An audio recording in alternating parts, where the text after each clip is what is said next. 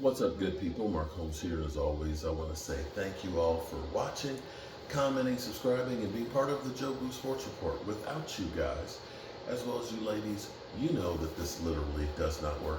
Hope everybody's had a great Thirsty Thursday. Shout out to my man Game Time, who's just hit 650 subscribers. Him and Loyal Cowboys for watching, oh God, a throwback game.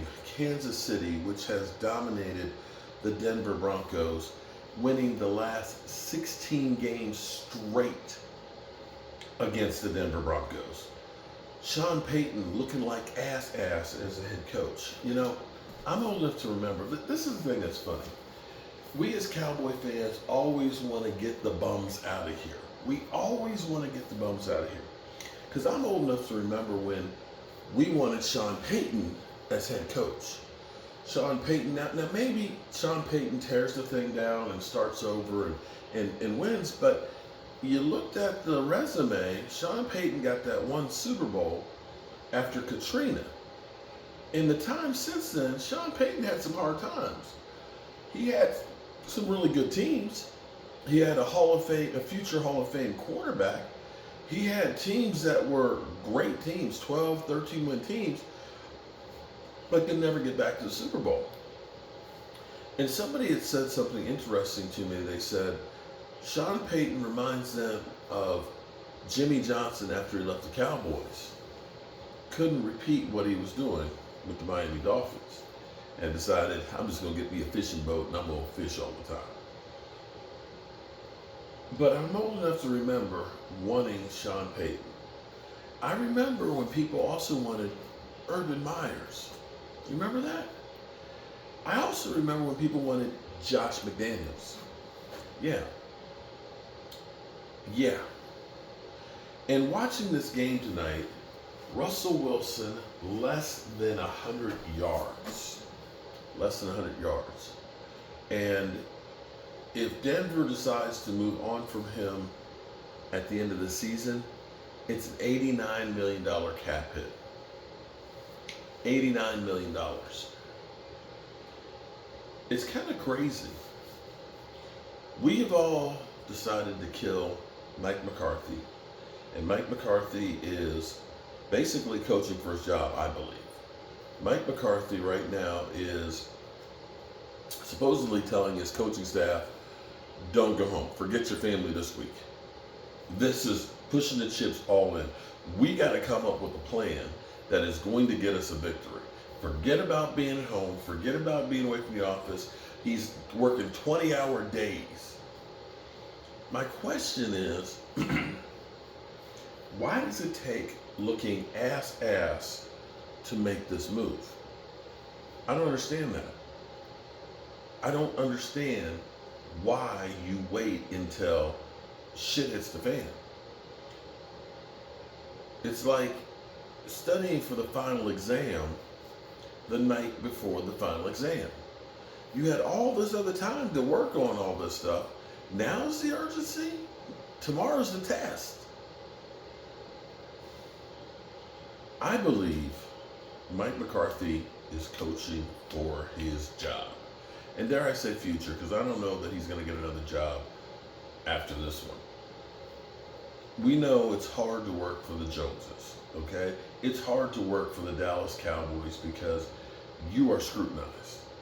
And it's funny because you would think that the Dallas Cowboys are the only ones dealing with these problems. Brandon Staley, who's been with the Chargers, he's on the hot seat too, but nobody talks about that. That's a guy who ends up failing at the end of the season. He's like Jason Garrett without the Dallas Cowboy connection. He's on the hot seat going into the season. Some people believe they brought in Kellen Moore to become the head coach. So there's that dynamic. But again, people don't talk about it because it's not the Cowboys. But as we're going through and killing the quarterback, Dak Prescott, and everybody's just saying, you're just not accepting that Dak Prescott just sucks. Well, I'm sitting here looking at Russell Wilson, 97 yards. 97 yards. We can't just say that it's one bad game. It has been a year and 6 games. It's just been bad. and Denver made a hell of a mistake. I'm sitting here thinking about Deshaun Watson, a guy who people said, oh my God, Deshaun Watson and Dak Prescott, they're on two totally different levels. Dak Prescott couldn't be anywhere near him. Yet, here it is, Deshaun Watson, after the whole massage gate deal and all that, and getting a fully guaranteed contract with the Cleveland Browns. That dog don't hunt no more. Now, he was in concussion protocol, but was okay last week and didn't play. And it doesn't look like he's playing this week. Bro, I don't know. And the funniest thing to me is listening to the talking heads. You know, when they go through, they tell you, well, Dak Prescott stinks. Okay, he's awful. They need to move on from him and stuff. But here's the problem. They say he's not like the Lamar Jackson and the Josh Allens and the Justin Herberts that can put the team on their back and take them.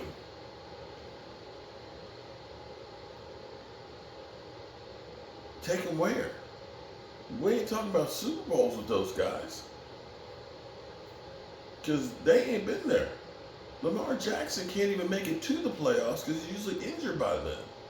Justin Herbert, he finally got a playoff game, but they had 4 takeaways and had a 27-point lead and lost it.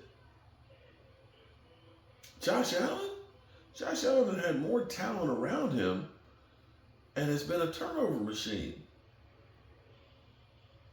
I can understand if all those guys that they named were all in the Super Bowl on a regular. But I looked at Pat Mahomes throwing a couple interceptions here tonight and only scoring 19 points against the worst defense in the NFL. The defense that gave up 70 to Tua and company. I saw Josh Allen throwing interceptions against the Jaguars in London. And I certainly saw him throw 3 interceptions and a fumble against the Jets opening week. There's going to be good games and bad games. That's the nature of the beast. And here's the reality. If the Cowboys win, we're looking at the team being 4-2. 4-2. I know we're not ready to take on the big boys, but that's a start. Because as I look around the NFL, there's the Eagles that are undefeated, and there's the Eagles and the San Francisco 49ers. I don't even want to say it. After that, who knows? And the question you have to ask is, did San Francisco peak early? It's a long season. We're in the first quarter of it. Just relax and let's just kick back and enjoy the ride. I'm pooped. It is about midnight. Just finished putting the coat of varnish on the steps. And I am, it looks like my fire's about to go out. I am going to go in here, take a shower, and I'm going to go lay up to the woman that I love. My ride or die and resurrect chick. I love how this place is coming along. I love how every day it gets a little bit closer. I love how this place has come to life. It has been an exciting, wonderful ride. An exhausting one at that too. Remember, good people, tell the people you love them, because you might not get the chance again, and I love you guys. And I'm going to end with one other thing. Shannon Sharp said one of the things that has always stuck with me. He said, every day you are writing your eulogy. Think about that. What you do today is what people are going to remember you by. Today was a good day. And I love you guys. Peace out.